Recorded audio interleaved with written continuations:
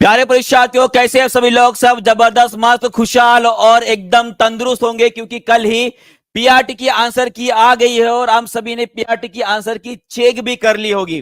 पर जिनको लग रहा है कि उनके मार्क्स बाउंड्री पर है, तो उन सभी के लिए एक शाम को एक सेशन हमने अरेंज किया है, जहां पे दानिश सर, मैं और मैथ्स के टीचर माने कि पवन सर जो है उसे कवर करने वाले हैं। और आपको बता दूं, वो बात वहां पे आपको सभी को बड़ा बड़ा ही इंपॉर्टेंट बात रहने वाली है, सेशन रहने वाला है। अगर किसी को लग रहा है कि आपके बाउंड्री पे मार्क्स है, तो किन क्वेश्चंस को आपको चैलेंज करना है, ये महत्वपूर्ण बात वहां पे हम बताने वाले हैं।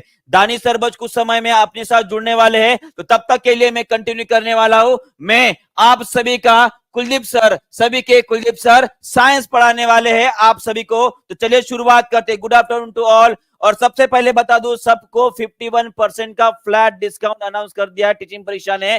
जैसे ही पीआरटी की आ गई, बच्चों के कॉल आने शुरू हो गए कि सर डिस्काउंट थोड़ा बढ़ा दीजिए, और आप सभी के लिए सर ने भी डिस्काउंट बढ़ा दिया है। तो शुरुआत करते हैं क्वेश्चन के साथ, और ये रहा आप सभी का पहला क्वेश्चन बैक्टीरिया के साथ, क्योंकि बैक्टीरिया ने भाई साहब बहुत लोगों को बीमार करके रखा है।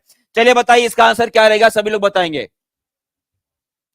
Who discover the bacteria? Bacteria को डिस्कवरी कितने की थी, किसने की थी? ये हमने कल भी क्वेश्चन देखा था। इसका आंसर रहेगा आपका वैन लीवनहुक। कौन रहेंगे जी? वैन लीवनहुक रहेंगे। सभी लोग जल्दी जल्दी आंसर करेंगे। और उसके साथ साथ आर.एच. व्हिटेकर जी ने क्या बताया था? इन्होंने किंगडम के बारे में बताया था। कितने किंगडम बताए थे? उन्होंने बताए थे 5 किंगडम। कितने बताए थे? 5 किंगडम। और एडिसन के बारे में आप सभी को पता है। एडिसन, एडिसन माने कौन है? एडिसन माने वो व्यक्ति थे जो कान से बहरे, पर उन्होंने क्या किया था? जिन्होंने लाइट माने कि जो बल्ब है भाई साहब, उस बल्ब का खोज निकाला था उन्होंने। ठीक है। उसके बाद न्यूटन के बारे में तो आप सभी को पता है। आपके दादाजी की जो परदादाजी है, उनका नाम है न्यूटन साहब। ठीक है। इसके बाद एक और नाम है, आपको नाम रखना है एडिसन। एडिसन और एडिसन में बहुत सारे लोग कंफ्यूजन होते हैं। तो एडिसन वो इंसान है जिन्होंने एंडोक्राइन ग्लैंड के बारे में बताया था। एंडोक्राइन ग्लैंड जो होती है, इनके बारे में बताया था, जिन्होंने क्या बोलते हैं? अंतस्त्रावी ग्रंथियां। ठीक है, उनके बारे में बताया था। चलिए आगे बढ़ते हैं। ये रहे आपके एंटोन वैन लीवनहुक, जिन्होंने प्रोटोजोआ और बैक्टीरिया को भी डिस्क्राइब किया था। ठीक है। चलिए आगे बढ़ते हैं। बैक्टीरिया कौन से ग्रुप में आते हैं जी? सभी लोग आंसर करेंगे इसका। बैक्टीरिया कौन से ग्रुप में आते हैं? बैक्टीरिया आते हैं आपके प्रोकैरियोटिक्स में। किसमें आते हैं? प्रोकैरियोटिक्स में आते हैं। और उनका एक ग्रुप होता है जिसका नाम है मोनेरा। क्या नाम है? मोनेरा। ये आपको ध्यान में रखना है। और प्रोकैरियोटिक्स क्या होते हैं वो आगे बताने वाला हो, पर उसके पहले ये क्वेश्चन सभी लोग आंसर करेंगे। बताइए। उसके बारे में पूछा गया है, the nuclear membrane is absent in the cells of organism. कौन से ऑर्गेनिज्म के कोशिका में भाई साहब केंद्रक झिल्ली नहीं होती है? चलिए बताइए, सभी लोग आंसर करेंगे। इसका क्या आंसर रहेगा? बहुत बहुत धन्यवाद आपका। टेक्निकल टीम का आपको पोल भी दे दिया गया है, तो सभी लोग पोल में आंसर करेंगे। बताइए न्यूक्लियर मेम्ब्रेन किनके इसमें पाया नहीं जाता है? और वो रह गया आपके प्रोकैरियोटिक्स। कौन रहेंगे? प्रोकैरियोटिक्स। और प्रोकैरियोटिक्स में बस एक ही ग्रुप आता है हमारा, वो कौन सा है? आपका भाई साहब मोनेरा। कौन है? मोनेरा। और मोनेरा में जो मुख्य जीव पाया जाता है वो है आपका जीवाणु, जो अभी अभी हमने देखा है। कौन रहता है? जीवाणु रहते हैं। क्लियर है? चलिए आगे बढ़ते हैं। और ये रहा व्हिटेकर साहब जी ने दिया हुआ पूरा का पूरा चार्ट, और यहाँ पे दिख रहा है आपका प्रोकैरियोटिक्स, और उसमें आने वाला ग्रुप कौन सा है? मोनेरा। और प्रोकैरियोटिक्स माने कौन होते हैं? जिनके अंदर भाई साहब केंद्रक नहीं होता। क्या नहीं होता? केंद्रक नहीं होता है। और इसीलिए इसके अंदर जो जेनेटिक मटेरियल होता है, जेनेटिक मटेरियल कौन सा? वो होता है आपका डीएनए और आरएनए। और तो अगर आपको पूछा गया कि डीएनए आरएनए प्रोकैरियोटिक्स में या मोनेरा में, बैक्टीरिया में कहां पे होता है, तो इसका आंसर आप क्या करोगे? इसका आंसर रहेगा आपका साइटोप्लाज्म, जिसे हम क्या बोलते हैं जी? कोशिका द्रव्य बोलते हैं। ये आपको ध्यान में रखना है, क्योंकि उसमें केंद्रक झिल्ली ही नहीं है। माने कि इसके अंदर जितने भी मटेरियल है सब ओपन हो जाएंगे। ठीक है। चलिए आगे बढ़ते हैं। नेक्स्ट क्वेश्चन आप सभी के लिए रहा, which of the following statement is correct? चलिए कौन सा स्टेटमेंट सही है? जल्दी जल्दी आंसर करेंगे सभी लोग। बताए क्या रहेगा? सभी लोग आंसर करेंगे। मोनेरा मल्टीसेलुलर होते हैं। मोनेरा माने कि बैक्टीरिया मल्टीसेलुलर होते हैं। क्या ये सही है? जी नहीं, ये आपका गलत है। मोनेरा ग्रुप में बैक्टीरिया जो है आपके यूनिसेलुलर होते हैं, माने कि एक कोशीय होते हैं। प्रोटिस्टा, प्रोटिस्टा आपने देखा होगा, ये देखिए आपको दिख रहा है प्रोटिस्टा, और इसके ऊपर सीधा सीधा लिखा है, वो कैसे रहेंगे, यूनिसेलुलर ही रहेंगे। कैसे रहेंगे, यूनिसेलुलर, माने कि ये मल्टीसेलुलर, ये भी गलत हो गया। Fungi do not perform photosynthesis, क्या ये सही है, क्या ये सही है, सभी लोग आंसर करेंगे जी हाँ बिल्कुल ये आपका सही है, यह आपका बिल्कुल सही है। आपको याद रखना है फंगी फोटोसिंथेसिस नहीं करता। क्यों नहीं करता है, क्योंकि इसके अंदर क्लोरोफिल नहीं पाया जाता है, इसके अंदर क्लोरोफिल नहीं होता है, माने कि इनका जो पोषण होता है वो कौन से प्रकार का होता है, ये होता है आपके मृतजीवी होते हैं। कैसे होते हैं जी, मृतजीवी होते हैं, जिनको हम क्या बोलते हैं, सैप्रोफिटिक बोलते हैं। क्या बोलते हैं, सैप्रोफाइट या सैप्रोफिटिक बोलते हैं, ये भी आपको याद रखना है। और फंगी के अंदर सेल वॉल नहीं होता है क्या, जी होता है। हमारे जगत में 3 ऐसे जीव है जिसके ऊपर आपको सेल वॉल मिलेगा, वो कौन कौन से जीव है, सभी लोग कमेंट बॉक्स में लिखेंगे। पहला रहेगा आपका बैक्टीरिया, पहला कौन सा है, बैक्टीरिया, सभी लोग कमेंट बॉक्स में लिखेंगे मैं जो बता रहा हूं, किन कोशिका के ऊपर आपको सेल वॉल मिलेंगे। पहला है आपका बैक्टीरिया, दूसरा है आपका फंगी, और तीसरा आप सभी को पता है वो होते हैं हमारे प्लांट्स, माने कि पादप जगत। इन 3 जीवों के कोशिका के ऊपर आपको क्या मिलेगा, कोशिका भित्ति, माने कि सेल वॉल मिलने वाली है। क्लियर हो गया है। और आपको बता दूं, फंगी की जो सेल वॉल होती है ना, फंगी की, इसके ऊपर चिटिन नाम का एक प्रकार का प्रोटीन मिलता है, ये आपको ध्यान में रखना है। क्लियर हो गया है, चलिए आगे बढ़ते हैं। नेक्स्ट क्वेश्चन आप सभी के लिए बताइए, इसका आंसर क्या रहेगा। Which of the following aqua solution will turn the blue litmus paper into red. यहां पे पूछा गया है कि कौन सा ऐसा केमिकल या एक्वा सोल्यूशन है जो नीले लिटमस पेपर को लाल में कन्वर्ट कर देगा, नीले को क्या कर देगा, लाल कर देगा। माने कि सीधा सीधा पूछा गया है कौन सा सोल्यूशन आपका एसिडिक, माने कि अम्लीय रहने वाला है। चलिए बताइए इसका आंसर। कुछ क्वेश्चन जो है कल इनकम्प्लीट रह गए थे, तो उसका आंसर करें, उसका आंसर क्या रहेगा, सल्फर डाइऑक्साइड। क्या रहेगा जी, सल्फर डाइऑक्साइड, सभी ने आंसर दे दिया। और ये सभी के सभी कैसे रहने वाले हैं, क्षारीय रहने वाले हैं। कैसे रहने वाले हैं, क्षारीय रहने वाले, ये भी आपको याद रखना है। चलिए नेक्स्ट क्वेश्चन आप सभी के लिए, बताइए इसका आंसर क्या रहेगा। ओंकोलॉजी के अंतर्गत अध्ययन किया जाने वाला कौन सा शास्त्र होता है, इसके बारे में हमने रिवीजन की थी, तो सभी लोग इसका आंसर करेंगे जल्दी से। इसका आंसर क्या रहेगा, बहुत बढ़िया, इसका आंसर रहेगा वाला अपना कैंसर। कैंसर, कैंसर, ये आपको ध्यान में रखना है। और इसके बारे में मैंने एक प्रोसेस आपको बताया था जो इंडिया में अभी अभी लगाई गई है, उसका नाम क्या रहेगा, CAR T cell therapy. CAR T cell therapy, ये थेरेपी है जिससे कैंसर को दुरुस्त किया जाता है। क्लियर है जी, चलिए बहुत बढ़िया। सभी लोग मुझे बताएंगे जो ब्लड कैंसर होता है, ब्लड कैंसर होता है, उसे हम क्या बोलते हैं, उसे हम क्या बोलते हैं, सभी लोग कमेंट बॉक्स में लिख देंगे इसका आंसर। ठीक है, चलिए नेक्स्ट क्वेश्चन आप सभी के लिए ये रहा, जो मैंने यहां पे क्वेश्चन बोला है उसका आंसर आप सभी लोग बता दोगे कि ब्लड कैंसर को क्या बोला जाता है, ठीक है, और किसके वजह से होता है, ये भी आपके लिए इंपॉर्टेंट रहेगा। चलिए, मानव शरीर में, बहुत बढ़िया बहुत बढ़िया, ल्यूकेमिया, बहुत बढ़िया आंसर दिया, इसे बोला जाता है ल्यूकेमिया। क्या बोला जाता है, ल्यूकेमिया बोला जाता है, बहुत बढ़िया। चलिए इसका आंसर करेंगे। मानव शरीर में पायरुवेट का ऑक्सी विघटन कहां पर होता है, यह बड़ा ही कंफ्यूजिंग सा क्वेश्चन है। पायरुवेट, पायरुवेट कहां पे बनता है, ये आपको पहले समझना चाहिए, है ना। तो इसका आंसर क्या रहेगा, इसका आंसर रहने वाला है माइटोकॉन्ड्रिया। सबको बताना चाहूंगा ये कैसे आंसर आता है। देखिए, अगर मैं बात करूं हमारे अंदर होने वाली वायवीय श्वसन की, वायवीय श्वसन की बात करूं, माने कि मैं अगर एरोबिक रेस्पिरेशन की बात कर रहा हूं, तो आपका जो साइटोप्लाज्म होता है, जिसे हम कोशिका द्रव्य बोलते हैं, क्या बोलते हैं, कोशिका द्रव्य, वहां पे एक विधि होती है जिसका नाम है ग्लाइकोलिसिस। क्या नाम है जी, ग्लाइकोलिसिस। ग्लाइकोलिसिस का मतलब होता है ग्लूकोजन को तोड़ना, ग्लाइको मतलब होगा ग्लूकोजन, और लिसिस का मतलब होता है तोड़ना। ग्लूकोज को जहां पे तोड़ा जाता है वो होता है आपका कोशिका द्रव्य में, और यहां पे बनता है आपका पायरुवेट। कहां पे बनता है आपका, इसमें बनता है। और ये जो पायरुवेट है ना, बाद में माइटोकॉन्ड्रिया में दिया जाता है। किसमें दिया जाता है, माइटोकॉन्ड्रिया को दिया जाता है, और माइटोकॉन्ड्रिया में उसका पूर्ण तरह से विघटन होता है।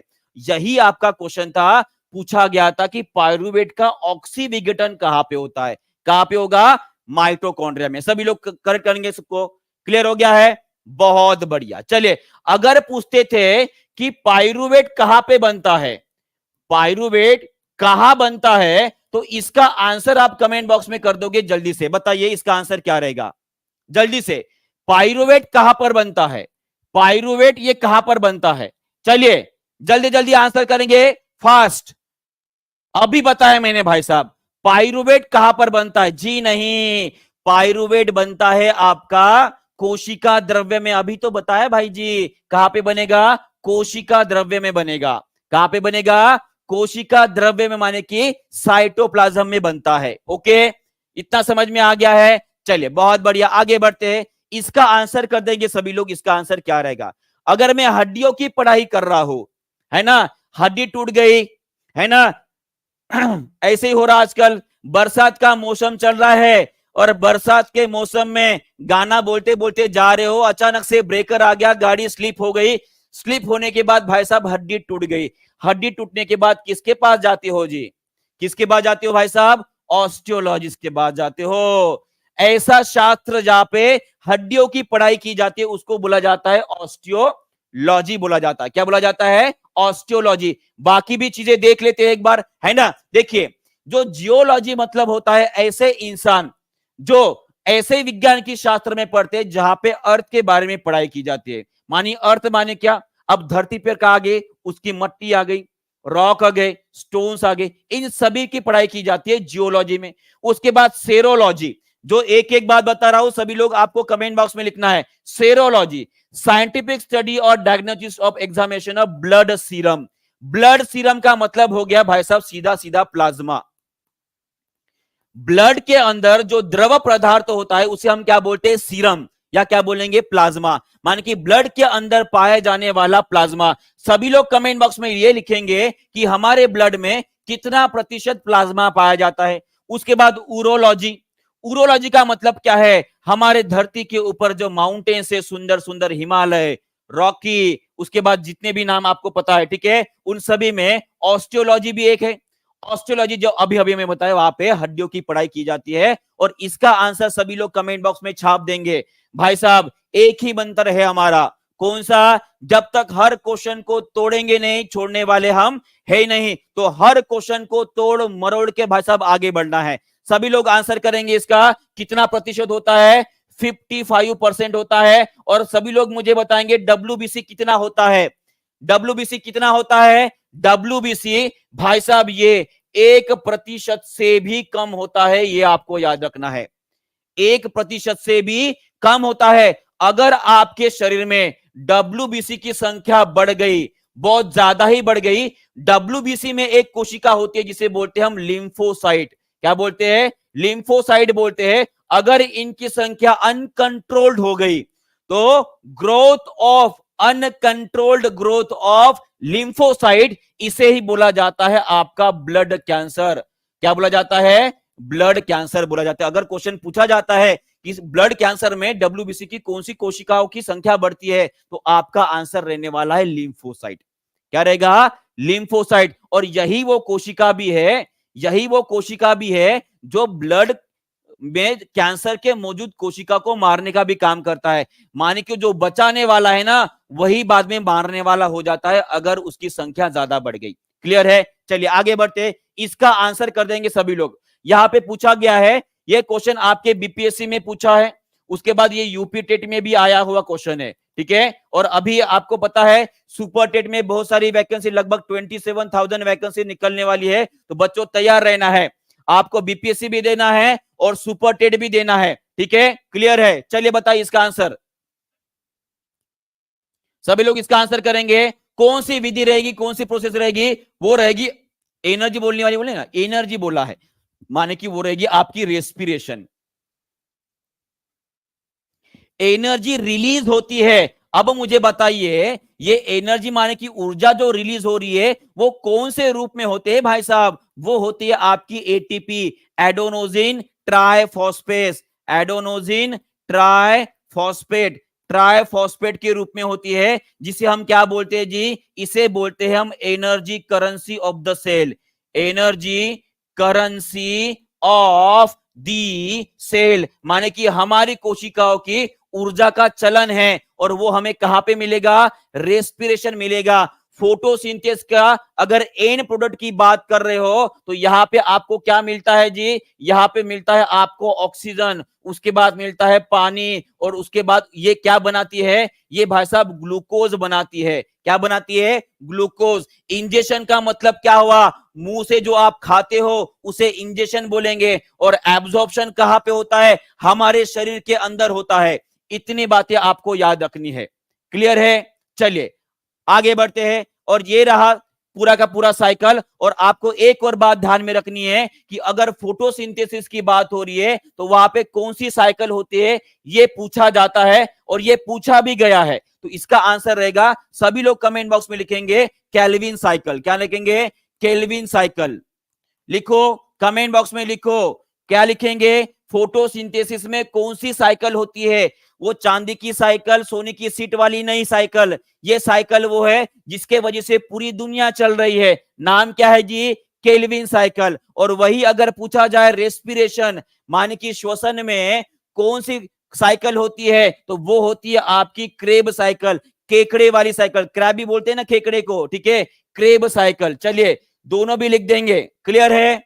बहुत बढ़िया, आगे बढ़ते हैं। नेक्स्ट क्वेश्चन आप सभी के लिए बताइए, ड्राई आइस। भाई साहब ये अभी अभी क्वेश्चन जो है आपके बीपीएससी में पूछा गया है। टीआरई 3.0 जो री एग्जाम हुआ था ना, इस एग्जामिनेशन में पूछा गया है। इसके पहले भी बहुत सारे एग्जामिनेशन में क्वेश्चन पूछा गया है। चलिए बताइए इसका आंसर क्या रहेगा? सूखी बर्फ, ड्राई आइस मतलब क्या होता है? कौन सी गैस होती है जी? ये होती है आपकी कार्बन डाइऑक्साइड। कौन सी होती है? कार्बन डाइऑक्साइड होती है। और आपको बताना है, अगर किसी भी गैस का या सॉलिड का कन्वर्शन अगर गैस में हो रहा है डायरेक्टली, तो उसे हम क्या बोलेंगे? उसको कौन सी प्रोसेस बोलेंगे? चलिए सभी लोग आंसर करेंगे इसका। सॉलिड का कन्वर्शन अगर डायरेक्टली गैस में हो रहा है तो उसे हम क्या बोलेंगे? इसे बोलेंगे हम सब्लिमेशन। सब्लिमेशन क्या मतलब क्या है? उसे बोलेंगे हम ऊर्ध्वपातन। क्या बोलेंगे जी? ऊर्ध्वपातन बोलेंगे। क्लियर है सभी को? इतना समझ में आ गया है? बहुत बढ़िया। और इसका एग्जाम्पल भी आपको ध्यान में रखना है। जैसे कि आपके घर में कपूर होगा, है ना? कपूर होगा, उसके बाद और कोई एग्जाम्पल बता सकते हो, और उसके बाद कोई एग्जाम्पल हो तो वो भी आपके कमेंट बॉक्स में लिख दोगे, ठीक है? ये सभी के सभी आपको आंसर ध्यान में रखने हैं, ठीक है? क्लियर है? चलिए आगे बढ़ते हैं। और ये रहा आपका ड्राई आइस। ड्राई आइस की कुछ विशेषता आपको बताना चाहूंगा, सभी लोग कमेंट बॉक्स में लिखेंगे। ड्राई आइस जो है उसका जो मेल्टिंग पॉइंट होता है भाई साहब -78.5 डिग्री सेल्सियस होता है। ये इतना कम होता है, ठीक है? ये आपको ध्यान में रखना है। चलिए आगे बढ़ते हैं। नेक्स्ट क्वेश्चन आप सभी के लिए आंखों के ऊपर। आपने बोला है कि सर आप आंखों के ऊपर क्वेश्चन लीजिए, तो ये रहे आपके आंखों के ऊपर के क्वेश्चन। सभी लोग इसका आंसर करेंगे जल्दी से। Human I form an image of an object at its. हमारी आंखों में जो इमेज बनता है, जो प्रतिबिंब बनता है, वो कहां पर बनता है? चलिए, जी हाँ, नैप्थलीन भी रहेगा। बहुत बढ़िया, बहुत बढ़िया। इसका आंसर क्या रहेगा जी? कहां पे बनता है इमेज हमारा? कॉर्निया पर बनता है, आइरिस पे बनता है, प्यूपिल पे बनता है, एक से अधिक या एक में से कोई भी नहीं। और मुझे पता है इसका आंसर 99% बच्चे गलत करने वाले, मुझे पता है 99% बच्चे गलत करने वाले हैं।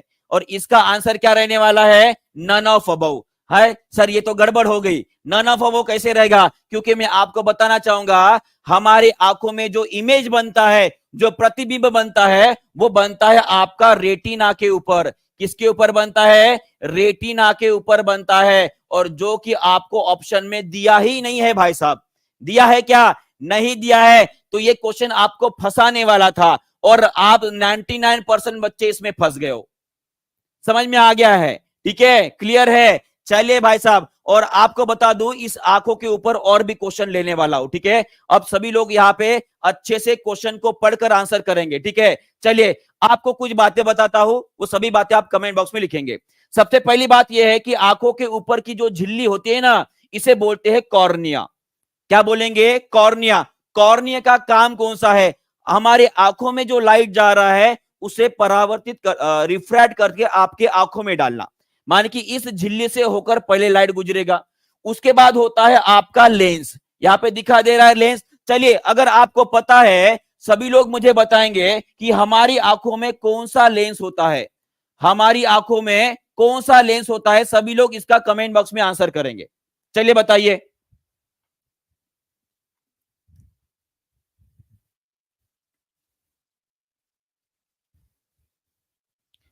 किए, बहुत बढ़िया। कौन सा रहेगा जी? Convex lens. कौन सा रहेगा? कॉन्वेक्स लेंस रहेगा। ये आपको ध्यान में रखना है, ये आपको ध्यान में रखना है। और इसी कॉन्वेक्स लेंस का जो फोकल लेंथ होता है ना, माने कि यहां से लेकर रेटिना तक जो डिस्टेंस है, जो अंतर है, इसे बोलते हैं हम फोकल लेंथ। और ये होता है लगभग 2 सेंटीमीटर से लेकर 2.5 सेंटीमीटर। लिख लो कमेंट बॉक्स में, एक फिक्स आंकड़ा नहीं है, हर किसी का थोड़ा अलग रहेगा, ठीक है। 2 सेंटीमीटर से लेकर 2.5 सेंटीमीटर उसकी फोकल लेंथ रहेगी। और वही अगर आपको आंखों का डायमीटर पूछा जाए, इसकी व्यास पूछा जाए, तो ये होती है भाई साहब आपकी 25 mm, मान की होती है 2.5 सेंटीमीटर। ये सभी बातें आपको ध्यान में रखनी है। क्लियर है? क्लियर है? बहुत बढ़िया, बहुत बढ़िया। इतनी बातें अगर आपको ध्यान में आ गई है, एक और बात, ये जो यहां पे लेंस आपको दिख रहा है, ये अपने जगह पर उसके पकड़ कर है ना, माने कि ऐसे लेंस अगर हवा में लटका दोगे तो ये आंखों में इधर उधर घूमते रहेगा, इधर उधर टकराते रहेगा, फिर आके जाकर, वो मूवी देखा होगा आपने, जो अपनी आंख बाहर निकलता है, लेंस को ठीक करता है, फिर से आंख में डाल देता है। हमारी भी कंडीशन वैसी हो जाती थी अगर ये लेंस को हम बांध के नहीं रखते थे। तो इस लेंस को बांध के रखने का काम कौन करता है? वो करते हैं, यहाँ पे कुछ मसल्स आपको दिखाई दे रहे हैं, उनको बोलते हैं सिलरी मसल्स बोला जाता है। और उनका इसको एडजस्ट करने का काम भी यही सिलरी मसल्स करते हैं, मांसपेशियां होती है। क्लियर है जी यहाँ पे? हाँ जी, बहुत बढ़िया। ठीक है, तो आगे का क्वेश्चन ले, आगे का क्वेश्चन ले, देखते हैं इसका आंसर कौन करता है। चलिए बताइए इसका आंसर कौन करेगा, बताइए इसका आंसर क्या करेगा।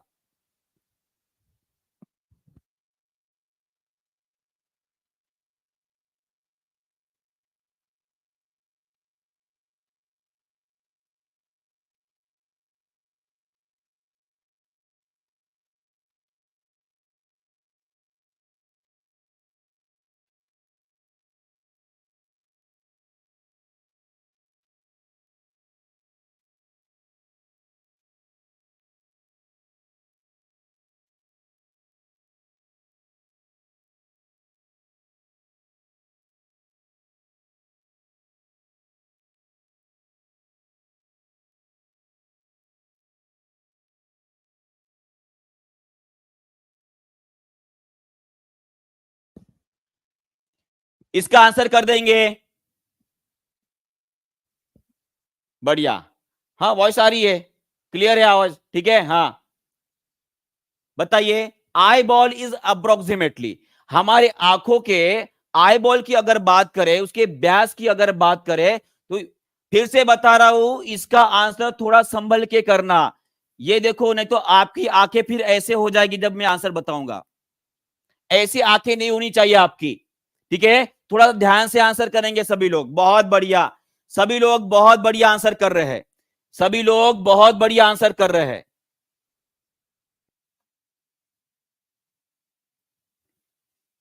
अभी बताया था मैंने, अभी बताया था, आई बॉल का व्यास कितना होता है।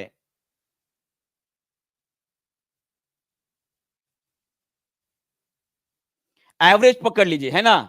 बिल्कुल।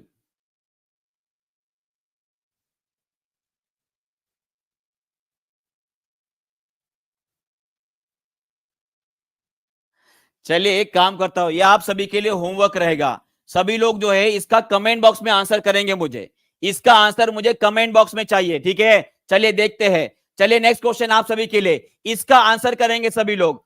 फोकल लेंथ कितनी होती है? चलिए, ये तो कंफ्यूजिंग क्वेश्चन नहीं है, ये कंफ्यूजिंग क्वेश्चन नहीं है ना? इसका आंसर कर देंगे। चलिए बताइए इसका आंसर क्या रहेगा। बहुत बढ़िया। चलिए, फोकल लेंथ पूछी गई है, फोकल लेंथ मैंने अभी भी बताई है, ये आपकी आई, ये आपका लेंस, यहां से लेकर ये वाला डिस्टेंस जो है, ये कितना रहता है। अब यहां पे देखिए, दोनों भी ऑप्शन आपको दिए हैं, यहां पे हमने दोनों भी ऑप्शन दिए हैं। पर मोस्ट करेक्ट क्या रहेगा, ठीक है। अगर आप बुक सर्च करोगे या बाकी चीजें देखोगे तो आपको इसका आंसर 2 सेंटीमीटर दिया है, ठीक है, 2 सेंटीमीटर दिया है। आपको बता दूं मिनिमम डिस्टेंस जो होता है वो 2 सेंटीमीटर होता है और मैक्सिमम डिस्टेंस जो होता है वो 2.5 सेंटीमीटर बताया गया है। और इसका आंसर अगर आपको क्वेश्चन में पूछा जाए तो इसका आंसर आपको 2 सेंटीमीटर लिखना है। क्लियर है? चलिए, दानी सर भी जुड़ गए हैं, दानी सर भी जुड़ गए हैं, तो जल्दी दानी सर भी आने वाले हैं, ठीक है जी।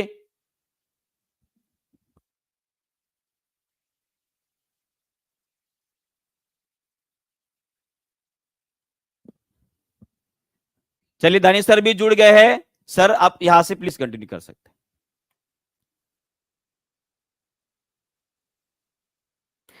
Okay, thank you very much sir. आपने बहुत बढ़िया तरीके से सर यहाँ पर में एक माहौल बना दिया है, और प्लस आज आप लोगों को पता भी है फ्रेंड्स कि हम शाम में, कुलदीप सर, मैं और हम सब लोग जो है फ्रेंड्स, आज शाम में आप लोगों के लिए पूरा का पूरा जो पीआरटी का पेपर है उसको एनालाइज करने वाले हैं।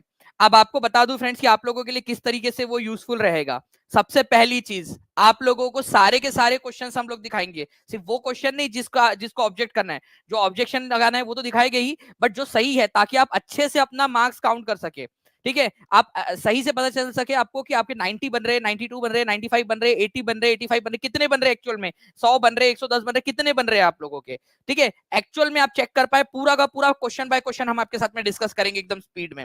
उसके बाद में आप लोगों को बता दूं दूसरी बात, कि जो नए बच्चे हैं जो टीआरई 4 के लिए पढ़ रहे हैं, उन लोगों को क्वेश्चंस दिख जाएंगे कि कौन कौन से क्वेश्चंस है, ठीक है, कि किस प्रकार के क्वेश्चंस पूछे गए थे। चाहे वो 6 to 8 वाले बच्चे हो, चाहे वो 9 10 वाले बच्चे हो, चाहे पीआरटी वाले बच्चे हो, चाहे 11 12 के बच्चे हो, जीएस में तो सबको काम आएगा। तो सभी के लिए इंपॉर्टेंट रहेगा वो सेशन, सभी लोगों ने देखना है। शाम में 7 बजे आप लोगों के लिए वो सेशन होने वाला है, और पूरा प्रूफ के साथ में आप लोगों को जहां जहां ऑप्शन, जहां जहां ऑब्जेक्शन होगा वो प्रूफ के साथ, और प्रूफ भी आपको प्रोवाइड करवाया जाएगा। ठीक है, आपको प्रूफ आपको प्रोवाइड करवा दिया जाएगा, ताकि आप लोग अगर चाहे तो चैलेंज करें, या फिर हम तो चैलेंज करेंगे ही आपके बिहाफ में। ठीक है, चलिए तो फ्रेंड्स स्टार्ट करते हैं जल्दी से। कुलदीप सर, इसको आपके क्वेश्चंस हो गए सर, मैं स्टार्ट करूं अभी? जी जी सर, आपकी अगर बिल्कुल आपकी बिल्कुल। इजाजत हो तो। आप ही की राह देख रहे हैं सर बच्चे, अच्छा, देखिए। थैंक यू वेरी मच गाना सर, भी बोल रहे हैं सर, आइए आप ही का इंतजार था। Thank you very much. जी जी जी। जी, तो देखिए फ्रेंड्स, हम लोग यहाँ पर में हमारे सेशन को शुरू करें। ठीक है, उससे पहले मैं आप लोगों को बता दूं कि पहला क्वेश्चन आप लोगों का ही एक धमाकेदार क्वेश्चन है। इसको आप लोग देख लीजिए अच्छे से, और मुझे बताइए इसका आंसर क्या होगा, और ध्यान से करना है आप लोगों ने, क्योंकि पहला ही क्वेश्चन मैं चाह रहा था कि यार एक ऐसा क्वेश्चन हो आप लोगों का जिसमें आपका दिमाग जो है वो यूज हो जाए अच्छा खासा। भारतीय रिजर्व बैंक की स्थापना कौन सी जो समिति थी उसकी सिफारिश पर हुई? आपको पता है फ्रेंड्स कि हर बार एग्जाम में कोई ना कोई समिति के ऊपर में आधारित प्रश्न पूछ लिया जाता है।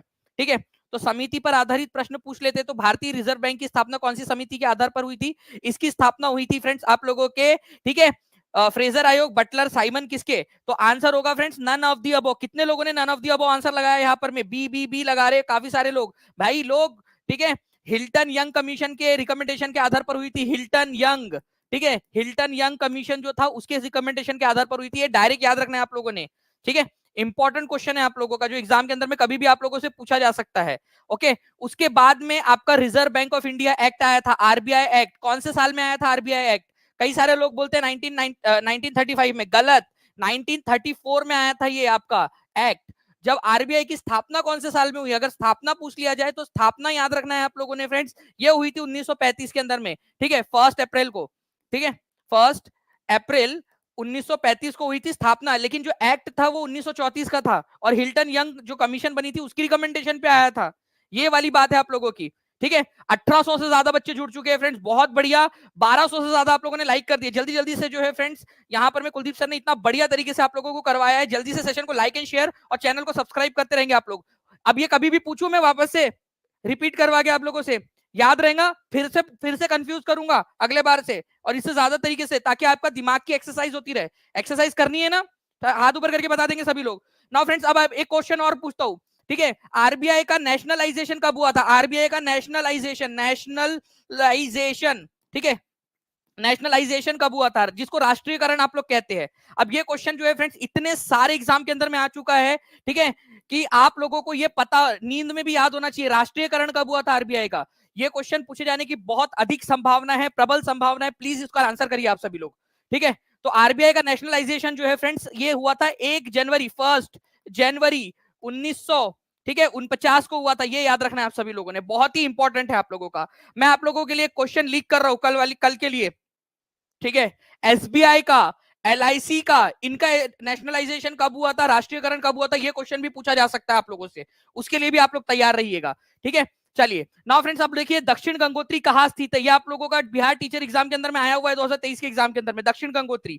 अब दक्षिण गंगोत्री लोग देखते तो बोलते कि यार गंगोत्री तो वो जगह जहां से गंगा नदी निकलती है, ठीक है, गोमुख गंगोत्री वहां से, तो ये भी कोई नदी होंगी, नहीं भाई ये नदी नहीं है। दक्षिण गंगोत्री जो है फ्रेंड्स एक आपका रिसर्च स्टेशन है।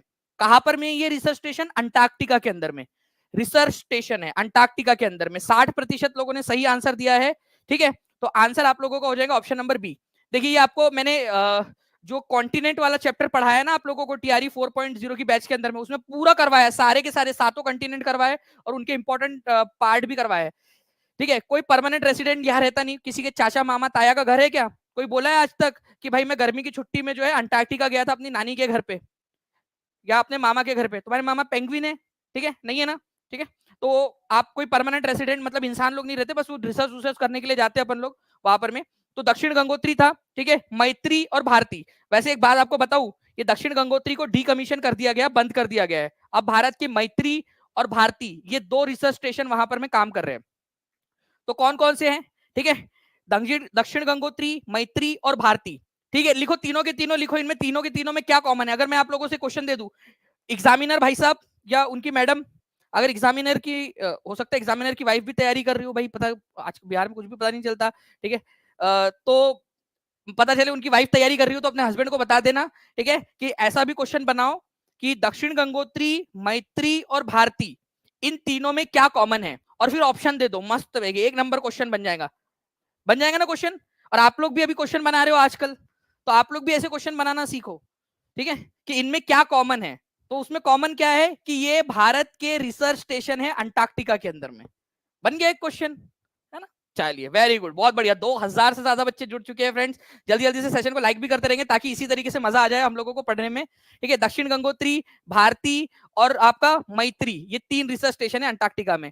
चलिए सालबाई की ट्रीटी किसके किसके बीच में हुई थी, सालबाई की संधि। और सालबाई की संधि का ईयर बहुत इंपॉर्टेंट है फ्रेंड्स, ये याद रखना है आप लोगों ने, ईयर भी पूछा जाता है आप लोगों से। सालबाई जो है फ्रेंड्स मैं आपको बता दूं, महाराष्ट्र के अंदर में एक चोटी है, चोटी मतलब बाल वाली चोटी नहीं, पहाड़ी चोटी उसका नाम है, ठीक है। तो सालबाई की संधि हुई थी आप लोगों की। तो सालबाई की संधि जो है वो आप लोगों से पूछ लिया जाता है कई बार, सालबाई की संधि कौन से साल में हुई थी। चलिए वेरी गुड, और किसके किसके बीच में हुई थी, तो अंग्रेजों के और मराठाओं के बीच में ये संधि हुई थी। पहली बात तो ये याद रखना है आप लोगों ने, आंग्ल मतलब होता है अंग्रेज, ठीक है, ब्रिटिशर्स, और मराठा, ठीक है, इनके बीच में हुई थी। और सालबाई नाम की जगह पर हुई थी, जो पहाड़ की चोटी वहां पर में उधर में हुई थी, सालबाई की संधि इसको बोलते हैं। ये संधि जो हुई थी आप लोगों की, ये हुई थी आप लोगों की 1782 में, 1782 के अंदर में, फर्स्ट एंग्लो जो मराठा वॉर है उसके बाद में ये संधि हुई थी आप लोगों की, ठीक है। तो ये एक इंपॉर्टेंट पॉइंट है आप लोगों का, एग्जाम के अंदर में कभी भी पूछा जा सकता है आप लोगों से। 17 मई 1782 को ये संधि आप लोगों की हुई थी, ओके। तो answer is option number A. याद रहेगा किसके किसके बीच में हुई थी और कौन से साल में हुई थी, ठीक है। साल बाई की संधि का साल भी याद रखना है आप लोगों ने। चलो नाउ फ्रेंड नेक्स्ट क्वेश्चन की तरफ में आगे बढ़ने से पहले मैं एक बार फिर से आपको बता दूं, आज शाम में पता है ना आप लोगों को क्या है, 7 बजे आप लोगों का पूरा पीआरटी का पेपर, पूरे 120 क्वेश्चन बताएंगे आपको, उसका आंसर क्या है। अपना अपना जो क्वेश्चन पेपर है वो लेकर बैठ जाना, जिसके पास नहीं है वो क्वेश्चन देख लेना बस अच्छे से बैठे बैठे, पूरा आंसर की का एनालिसिस होगा। हर बच्चा एग्जैक्ट 7 बजे आ जाएगा, पूरा सेशन देखेगा। उसमें हम लोग ये भी एनालाइज करने की कोशिश करेंगे कि कट ऑफ कितना जा सकता है, क्योंकि पूरे बच्चे देखेंगे, आपका कितना स्कोर आ रहा है वो आप कमेंट में बताएंगे। हम एक बेहतर तरीके से एक साइंटिफिक मेथड के जरिए से जो है फ्रेंड्स कट ऑफ प्रेडिक्ट करने की कोशिश करेंगे यहाँ पर में। तो हर बच्चा जो है वो आ जाएगा यहाँ पर में आज शाम 7 बजे, एग्जैक्ट 7 बजे, और पूरा सेशन देखना है। तो जितनी भी जो है यहाँ पर में भाइयों की बहनें हैं, ठीक है, वो सब लोग अपना अपने घर खाना बना लेंगी। और जितने भी पति है, अगर आपकी पत्नियां खाना आपसे बनवाती है तो आप भी खाना बना के आ जाएंगे, झाड़ू पोछा वगैरह लगा के आ जाना, ठीक है। चलिए जी, टेस्ट जो है वो आपकी 9:30 बजे होंगी। जो टेस्ट है ये भी है बिल्कुल, आज आपकी जो टेस्ट है ना, pre activity rank booster test, वो 9:30 बजे है। तो उससे पहले हम ये लेक्चर खत्म कर चुके होंगे। चलिए ये बताइए आप लोग की सिताब दियारा के अंदर में 1902 में किसका जन्म हुआ था, ठीक है। सिताब के अंदर में किसका जन्म हुआ था? उनकी उपाधि एक ऑप्शन देता हूं मैं आपको कि उनको लोक नायक कहा जाता है, ठीक है। इसी साल जो है फ्रेंड्स, मतलब एक क्वेश्चन उनके ऊपर में आया भी था कि hero of Quit India movement किसको कहा जाता है, ठीक है।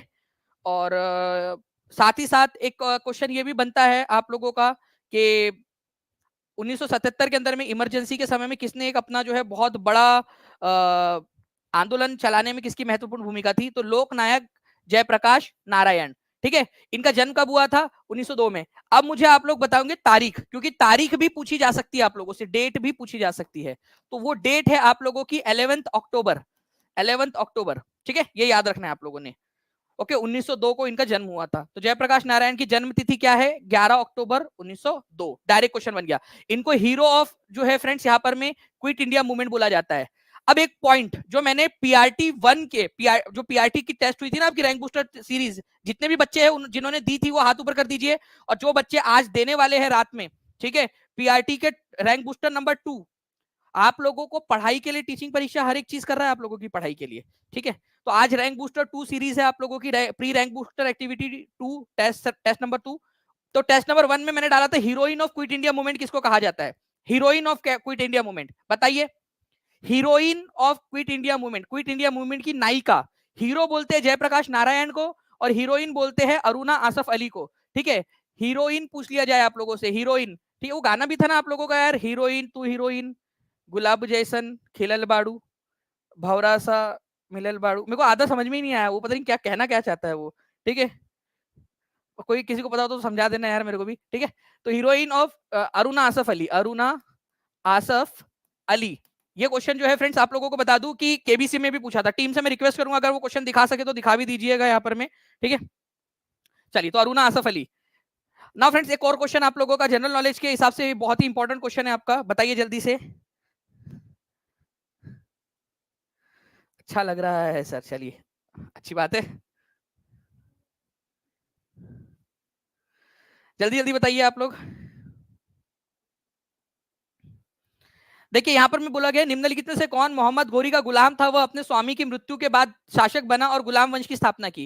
देखो दिल्ली सल्तनत जो है ना, दिल्ली सल्तनत, ठीक है, आपको बता दूं फ्रेंड्स 1206 से लेकर, ठीक है, 1526 तक इसने शासन किया है दिल्ली के ऊपर में।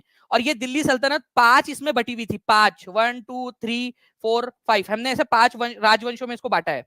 जो पहला राजवंश था वो था गुलाम राजवंश, गुलाम वंश, ठीक है, गुलाम, क्योंकि इसमें ज्यादातर लोग गुलाम हुए हैं, गुलाम थे किसी ना किसी के जो लोग राजा बने, ठीक है। तो गुलाम वंश हमने नाम रखा, उन्होंने गुलाम वंश नहीं रखा था, हमने नाम रखा उनका। वो लोग अपने आप को इलबरी तुर्क इस तरीके से बुलाते थे, ठीक है, स्लेव डायनेस्टी। उसके बाद में आया आप लोगों का फ्रेंड्स यहाँ पर में खिलजी, ठीक है, खिलजी, खिलजी आया। फिर आया तुगलक, तुगलक, तुगलक वंश। फिर आया सैयद वंश, सैयद। और फिर लास्ट में आया लोधी, और इब्राहिम लोधी को हराकर जो है मुगल साम्राज्य की स्थापना की थी बाबर ने। तो ये जो गुलाम वंश है ना, इसका संस्थापक कौन था? कुतुबुद्दीन ऐबक, ठीक है। तो ये कुतुबुद्दीन ऐबक किसका गुलाम था? ठीक है, तो ये था फ्रेंड्स मोहम्मद घोरी का गुलाम, मोहम्मद घोरी का गुलाम था। ये आप लोगों ने याद रखना है, ये भी क्वेश्चन बनता है कि कुतुबुद्दीन ऐबक जो कि गुलाम वंश का संस्थापक है वो किसका गुलाम था, ठीक है। फिर बाद में इसका एक गुलाम बाद में जाकर शासक बना, इसका एक गुलाम था जिसको गुलाम का गुलाम कहा जाता है। बता सकते हो कि गुलाम का गुलाम किसको कहा जाता है? कोई बता सकता है गुलाम का गुलाम किसको बोलते हैं? एक बार जल्दी से सेशन को लाइक एंड शेयर भी करते रहेंगे फ्रेंड्स, और जिन्होंने सेशन को लाइक नहीं किया लाइक कर देंगे, चैनल को सब्सक्राइब भी करते रहेंगे आप लोग, ताकि जो है फ्रेंड्स जो भी हम आपके लिए एक्टिविटी करें, जो भी आपके लिए वीडियोस लेकर आए, सबसे पहले आप लोगों तक पहुंच सके। हम लोग 6,25,000 से ज्यादा का परिवार हो चुके हैं, बहुत जल्द हम 6.5 लाख, 7 लाख और 1 मिलियन भी होंगे, और ये आपका, हमारा, हम सबका अपना परिवार है, ठीक है। और जो भी लोग जो है फ्रेंड्स यहाँ पर में ज्वाइन होना चाहते हैं टीचिंग परीक्षा के साथ में, 31 तारीख तक जो भी ज्वाइन हो जाएगा उसको प्री रैंक जो रैंक बूस्टर एक्टिविटी है उसके अंदर में फ्री ऑफ कॉस्ट कोई भी कोर्स ले लीजिए आप लोग, रैंक बूस्टर सीरीज के अंदर में उसकी रैंक बूस्टर सीरीज में ऐड कर दिया जाएगा, ठीक है। हजारों बच्चे ज्वाइन हो चुके हैं ऑलरेडी, आप लोग भी कहीं पीछे ना रह जाए, जल्दी से फैसला लीजिए। तो गुलाम वंश, ठीक है, ये इसका एक गुलाम था जिसका नाम था इल्तुतमिश, इल्तुतमिश, ठीक है, इल्तुतमिश इसका गुलाम था। तो इल्तुतमिश को गुलाम का गुलाम कहा जाता है। उज्जवल ने आंसर कर दिया, सरिता ने आंसर कर दिया, बहुत बढ़िया। अच्छा, इल्तुतमिश की लड़की का नाम क्या था? ठीक है, इल्तुतमिश की बेटी का नाम क्या था? अब मैं आपसे ये नहीं कह रहा लड़कों की मतलब तुम मतलब इल्तुतमिश की बेटी का नाम या इल्तुतमिश की लड़की के तरफ में तुम्हारी नजर थी, इतिहास में उसका नाम है, इसलिए बता रहा हूँ तुमको, इसलिए पूछ रहा हूँ, ठीक है? नहीं तो बोलेंगे सर हमको क्या पता उसकी लड़की का नाम क्या था, ठीक है? अरे इंपॉर्टेंट लड़की, इंपॉर्टेंट थी वो, इसलिए पूछ रहा हूँ आपसे, ठीक है? रजिया, वेरी गुड, ठीक है? तो इल्तुतमिश, इल्तुतमिश जो है गुलाम वंश का ही शासक था। उसकी बेटी जो है रजिया सुल्ताना, भारत की एकमात्र महिला शासिका रजिया सुल्ताना, ठीक है? सुल्ताना, ठीक है? ये इल्तुतमिश की बेटी थी। ये भी क्वेश्चन आता है कि रजिया किसकी बेटी थी, ठीक है? तो रजिया जो है वो इल्तुतमिश की बेटी थी। ओके, ये भी याद रखें। क्या बात है यार, इतने स्पीड में आंसर कर रहे हो यार आप लोग, मजा आ गया, बहुत बढ़िया, ठीक है? चलिए नाउ फ्रेंड नेक्स्ट क्वेश्चन की तरफ में आगे बढ़ते हैं हम लोग। यहाँ पर एक और क्वेश्चन आपको बताऊं जो बहुत इंपॉर्टेंट है, और आज आप लोग क्या करोगे, जितने भी बच्चे वो कमेंट में पूछोगे एक दूसरे से ये सवाल, ठीक है? लाख बख्श की उपाधि किसको दी गई थी, ये आपको बता दूं मैं, ये एनवीएस के अंदर में क्वेश्चन आया था, नवोदय, ठीक है? विद्यालय समिति जो है आप लोगों का, उसके अंदर में ये क्वेश्चन आया था आपका, लाख बख्श की उपाधि किसको दी गई थी। आप देखिए, आप हर एग्जाम क्लियर कर सकते हो ये लेक्चर्स देखकर, मैं आपको सारी चीजें बता रहा हूँ। लाख बख्श की उपाधि दी गई थी कुतुबुद्दीन ऐबक को। आपसे एक और क्वेश्चन बनता है, अढ़ाई दिन का झोपड़ा, अढ़ाई दिन का, ढाई, अढ़ाई मतलब ढाई दिन, अढ़ाई दिन का झोपड़ा किसने बनाया था? तो अढ़ाई दिन का झोपड़ा जो है फ्रेंड्स, ये कुतुबुद्दीन ऐबक ने ही बनवाया था। अजमेर में एक मस्जिद है, ठीक है? कुव्वतुल इस्लाम मस्जिद किसने बनवाई थी दिल्ली में? कुव्वतुल इस्लाम मस्जिद, दिल्ली की पहली मस्जिद कुव्वतुल मस्जिद, कुतुबुद्दीन ऐबक ने, ठीक है? ये हो गया आप लोगों का। नाउ फ्रेंड्स अब बताइए, पनामा कैनल जो है किसको किसको जोड़ती है? जो बच्चे ने टीचिंग परीक्षा के टीआरई 4 के अंदर में आपका कॉन्टिनेंट वाला लेक्चर देखा है, वो क्वेश्चन का हर तरीके, इस तरह के क्वेश्चन का आंसर कर पाएगा, क्योंकि मैंने कॉन्टिनेंट वाले लेक्चर में आपको हर एक चीज समझाई है इससे रिलेटेड, ठीक है? 5 लेक्चर लिए मैंने कॉन्टिनेंट के, ठीक है? 7 कॉन्टिनेंट है, लेकिन उसको मैंने एक लेक्चर में खत्म नहीं किया, 5-5 लेक्चर लिए उसके मैंने पेड क्लास में आपके लिए। चलिए बहुत बढ़िया फ्रेंड्स, कौन से महासागरों को जोड़ता है? तो यहाँ पर मैं देखिए, अगर मैं आप लोगों को एक मैप के थ्रू दिखाने की कोशिश करूं, तो ये है नॉर्थ अमेरिका और ये है साउथ अमेरिका, ठीक है? साउथ अमेरिका, तो नॉर्थ अमेरिका और साउथ अमेरिका के बीच में यहाँ पर में पनामा नाम की जगह थी, पूरा जुड़ी हुई जमीन थी।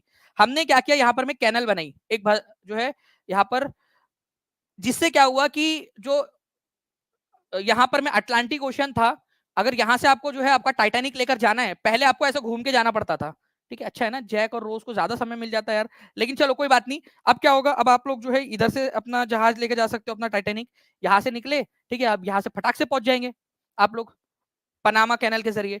तो पनामा जो है फ्रेंड्स, ठीक है, ये याद रखना है आप लोगों ने, अटलांटिक ओशन और पैसिफिक ओशन को जोड़ती है, ठीक है? अटलांटिक और पैसिफिक ओशन को, अटलांटिक ओशन और पैसिफिक ओशन। अच्छा, अटलांटिक ओशन को एक और नाम से जाना जाता है, मैंने क्लास में बताया था, कई सारे बच्चे जो है उसमें कंफ्यूज रहते हैं, ठीक है? देखो सदफ बोल रहे बिल्कुल सही बात है सर, मतलब सदफ समझ गई मैं क्या बोल रहा हूँ, ठीक है? आगे आधे लोगों के तो सर के ऊपर से गया होगा जोक, ठीक है? लेकिन जिन लोगों को समझ गया वो समझ गए। चलिए, अटलांटिक ओशन जो है फ्रेंड्स, यहाँ पर में ये एस आकार का होता है। दूसरी चीज, इसको अंध सागर भी कहा जाता है, अंध सागर, ब्लाइंड ओशन, अंध सागर, अंध महासागर भी कहा जाता है, ब्लाइंड ओशन। एस आकार का है, ये तो बिल्कुल आपको याद रखना ही है, ठीक है? अच्छा, पैसिफिक ओशन कौन से आकार का है? ठीक है, ओ आकार का है, ठीक है? सर्कुलर आकार का है, सर्कुलर, एनसीईआरटी में दिया हुआ है, सर्कुलर आकार का है वो, ठीक है?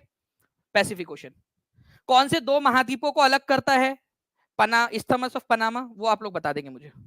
चलिए, now friends, how many sukta are there in Rigveda? Rigveda, Rigveda के अंदर में कितने सूक्त है?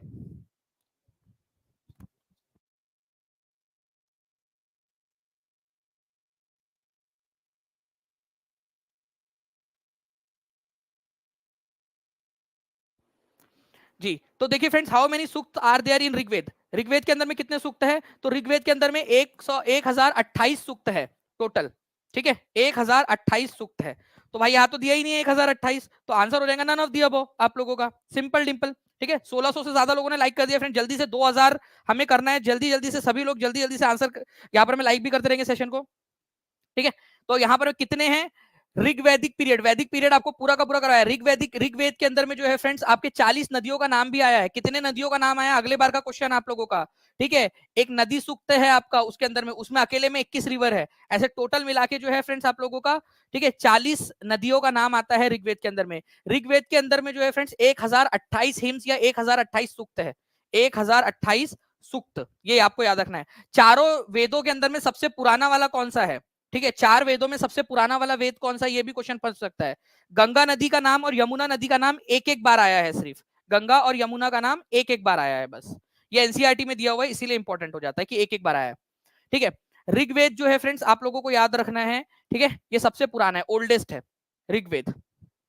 नाउ पृथ्वी दिवस 2024 का विषय क्या था? पहली बात तो पृथ्वी दिवस कब मनाया जाता है, हर एक बच्चा लिखेगा, ठीक है, हर एक बच्चा लिखेगा यहां पर में, और कमेंट में भी आंसर करते रहेंगे। आप लोग क्या करिएगा, इसके क्वेश्चंस एक दूसरे से पूछिएगा कमेंट बॉक्स के अंदर में, ठीक है।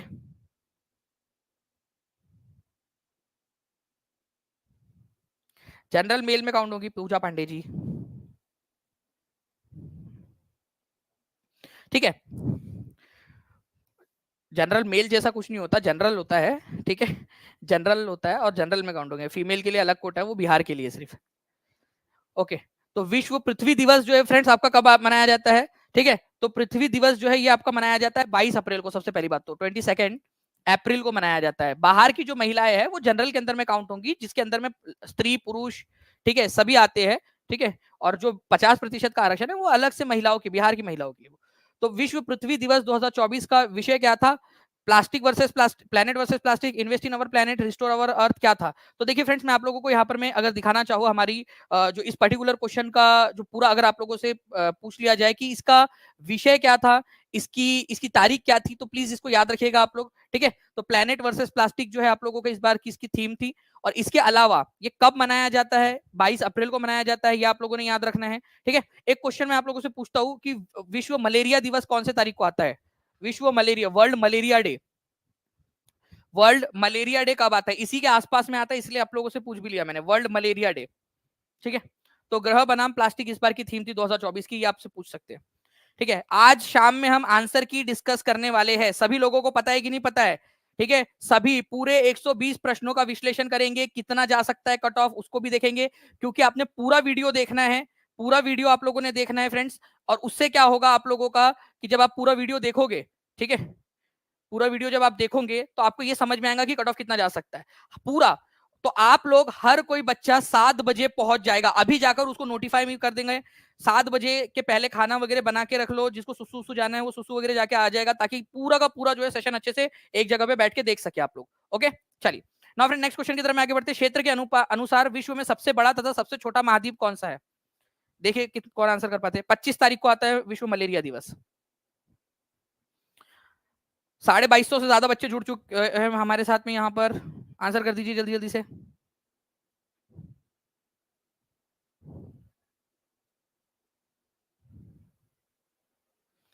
सर आपने तो ऑनलाइन की दुनिया में खलबली मचा दी है। 1000 रुपए में इकाई दहाई सैकड़ा 1000 10,000 लाख 10 लाख का कोर्स दे।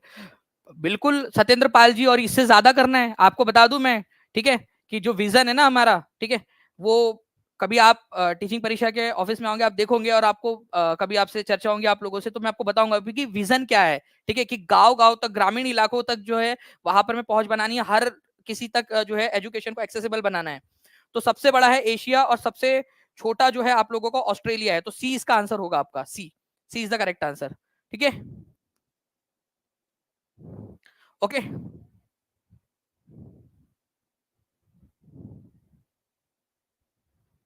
ओके, चलिए चलिए। तो फ्रेंड्स, भारतीय संविधान के अनुच्छेद 14 में लिखा हुआ कानून के समक्ष समानता किस देश के संविधान से लिया गया है?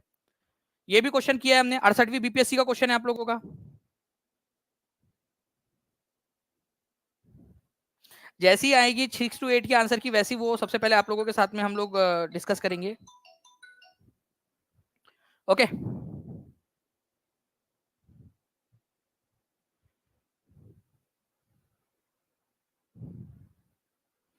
बहुत बढ़िया। तो आंसर जो है फ्रेंड्स, कानून के समक्ष समानता जो है ये हम लोगों ने कहां से लिया है? ब्रिटेन से लिया है, कि कानून के सामने जो है सभी लोग यहाँ पर में समान रूप से देखे जाएंगे। कानून के समक्ष समानता अनुच्छेद 14 के अंदर में जो लिया गया आप लोगों का, तो आंसर आप लोगों का डायरेक्टली आप लोगों ने लगा दिया। इसके अलावा जो है फ्रेंड्स, आप लोगों से अगर मान लीजिए ये पूछ लिया जाए कि कानून के समक्ष समानता कौन से आर्टिकल में दिया है, तो ये आर्टिकल नंबर 14 के अंदर में दिया गया है, ये भी आप लोग याद रख सकते हो। इसका वाइस वर्सा अलग उल्टा क्वेश्चन भी आप लोगों से पूछा जा सकता है। तो B is the correct answer. ये क्वेश्चन आप लोगों को मैंने पेड क्लास में भी करवाया था, ठीक है, और ये भी बताया था कि ये अनुच्छेद जो है आप लोगों के, वो उसमें कुछ अनुच्छेद कहीं कहीं से लिए गए हैं, वो कहां से लिए गए वो याद रखना है आपने, प्लीज उसको रिवाइज कर लीजिएगा। मौना किया अच्छा, आज रात में 9:30 बजे पीआरटी वाले बच्चे जो है उनकी pre rank booster activity test 2 है, टीआरई 4.0 की पेड बैच में। तो तो आप लोग आज रिवाइज करके आना है इसको पूरा का पूरा, वो वाला लेक्चर भी, क्योंकि उसमें से क्वेश्चन डाले मैंने आपको। चलो मैंने एक थोड़ा सा हिंट भी दे दिया। मौना किया हवाई जो है समुद्र के नीचे जो पर्वत है मौना किया नाम का, ये माउंट एवरेस्ट से भी ऊंचा है। कहां पर में पाया जाता है जल्दी बताइए? मौना किया कौन से वाले महासागर में है? जल्दी जल्दी बताइए इसका आंसर क्या होगा। देखिए रिजल्ट जो है ना आपके, जो पीआरटी 1 का हुआ है, 6 to 8 का हुआ है, 9 10 का हुआ है, ये पूरा का पूरा रिजल्ट जो है मैं 31 तारीख को आपको बताऊंगा एक साथ। चीटिंग नहीं होनी चाहिए ना, एक साथ पूरे के पूरे रिजल्ट आपके सामने डिस्कस करूंगा, डिक्लेयर करूंगा मैं अभी। ओके, तो पैसिफिक ओशन प्रशांत महासागर के अंदर में है, ये आप लोगों ने याद रखना है फ्रेंड्स, ठीक है, इंपॉर्टेंट है, प्रशांत महासागर के अंदर में। अब मौना किया जो है इसकी हाइट कितनी है, ये क्वेश्चन बन सकता है। एनसीईआरटी के अनुसार इसकी हाइट है 10,205 मीटर की, ठीक है, पैसिफिक ओशन के अंदर में है ये। वैसे जो है फ्रेंड्स माउंट एवरेस्ट जो है 8,848 दशमलव, ठीक है, ये आपकी इसकी हाइट है। तो यहाँ पर में ये जो है ना, ये माउंट एवरेस्ट से भी ऊंचा है, लेकिन इसकी जो गहराई है, ठीक है, ये समुद्र के तल पर है, इसी वजह से सबसे ऊंचा इसको हम लोग पहाड़ नहीं मानते। अदरवाइज इसकी ऊंचाई माउंट एवरेस्ट से भी ऊंची है, ठीक है। चलिए नाउ नेक्स्ट पॉइंट की तरफ मैं आगे बढ़ने से पहले फिर से एक बार आपको याद दिला दूं कि आंसर की आज डिस्कस करने वाले हैं हम लोग। हर एक बच्चा जो है फ्रेंड्स वो आ जाएगा, ओके। आज शाम में 7 बजे अपना सारा काम जो है जल्दी से निपटा लीजिएगा आप सभी के सभी लोग, और पूरी की पूरी 120 आंसर क्वेश्चंस देखकर उसका आंसर मैच करके आपका स्कोर कितना बन रहा है वो देखने का मौका आप लोगों को आज मिलेगा। ओके चलिए, तो मिलते हैं हम लोग फ्रेंड्स हमारे, ठीक है, ओके चलिए, thank you very much friends. 7 बजे का अलार्म लगा लीजिए सभी के सभी लोग, और बाकी जितने भी बच्चे जो टेस्ट के लिए जुड़ना चाहते हैं, या फिर आप लोग जो है मान लीजिए टीचिंग परीक्षा के साथ में जुड़कर अपनी तैयारी करना चाहते हैं, तो नीचे में जो नंबर चल रहा है उस पर कॉल या व्हाट्सएप कर सकते हैं, या टीचिंग परीक्षा के ऐप पर चले जा सकते हैं आप लोग, या नीचे में एक लिंक दी गई है उस लिंक को भी आप लोग क्लिक कर लोगे, how two by BPSC course, वो भी हो जाएगा। फ्लैट 51% ऑफ चल रहा है फ्रेंड्स आप लोगों का आंसर की के आने की खुशी में, क्योंकि बहुत इंतजार कराया है उन्होंने, ठीक है। जैसे नहीं कि 10-15 साल शादी को हो गए लेकिन बेबी नहीं हुआ, पता नहीं यार ऐसे एग्जांपल्स आ जाते हैं। चलो 10-15 साल हो गए बेबी नहीं हुआ, लेकिन बेबी हुआ तो कितना लाड़ लाड़ प्यार से पालते हैं उसको। तो बस वैसा ही वाला मेरे को सिस्टम लग रहा है, क्योंकि इतना इंतजार कराया है इसने, इतना इंतजार कराया है आंसर की ने कि बता नहीं सकते आपको। तो सभी लोग जितने भी लोग हैं वो जुड़ सकते हैं फ्रेंड्स टीचिंग परीक्षा के साथ में, और अपनी तैयारी को धार दे सकते हैं। चलो thank you very much, take care and bye, God bless you all, thank you very much, bye, thank you.